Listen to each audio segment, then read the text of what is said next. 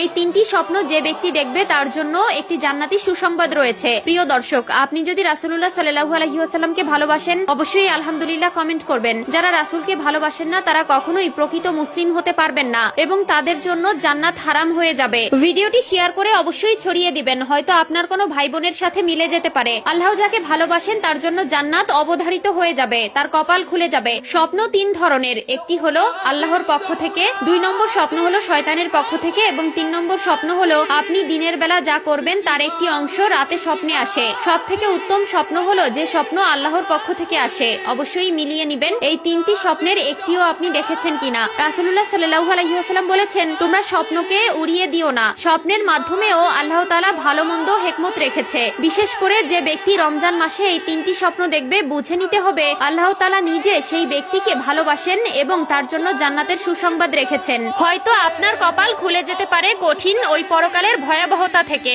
1 নম্বরে, আপনি যদি স্বপ্নে দেখেন আপনি কোরআন তেলাওয়াত করছেন, বুঝে নিবেন সেই স্বপ্ন আল্লাহর পক্ষ থেকে এসেছে। পবিত্র কোরআন ও রমজানের রোজা আল্লাহর দরবারে আপনার পক্ষ হয়ে কথা বলবে। এই স্বপ্ন দেখলে বুঝে নিবেন আল্লাহ তাআলা আপনার উপর প্রচন্ড পরিমাণে খুশি, যার ফলেই আপনি কোরআন স্বপ্ন দেখেছেন। 2 নম্বর স্বপ্নটি একটু বেশি গুরুত্বপূর্ণ। স্বপ্নে যদি দেখেন আপনি গোসল করছেন তাহলে বুঝে নিবেন আল্লাহ তাআলা আপনার উপর খুশি আছেন।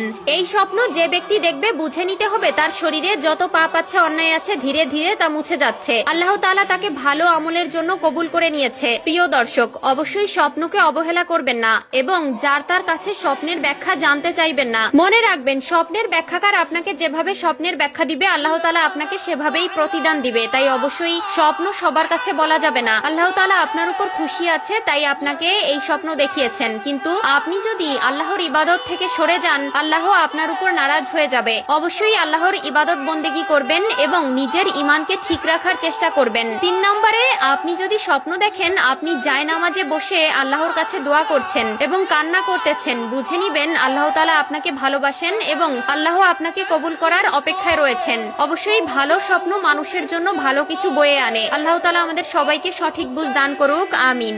বরকতময় মাস রমজান সম্পর্কে কোরআন সুন্নাহয় যেসব ফজিলত ও মর্যাদার উপকারিতার বর্ণনা রয়েছে, রমজান শুরু হওয়ার আগেই সেসব সম্পর্কে জেনে নেওয়া, সেসব উপকার পেতে কোরআন সুন্নাহর দিক নির্দেশনাগুলো মেনে চলার প্রস্তুতি নেওয়া, রমজান মাসে পরিপূর্ণ সওয়াব ও ক্ষমা পেতে মানসিকভাবে প্রস্তুতি গ্রহণ করা। জীবনভর যত গুনাহ করেছি এই রমজান মাসে সেসব গুনাহ বা অন্যায় থেকে পরিপূর্ণ ক্ষমা পেতে হবে, সবচেয়ে বেশি সওয়াব পেতে হবে। রমজান শুরু হওয়ার আগে এই প্রতিজ্ঞা গ্রহণ করা জরুরি। রমজানের আগের মাস শাবান মাস। প্রিয় নবী সাল্লাল্লাহু আলাইহি ওয়াসাল্লাম বেশি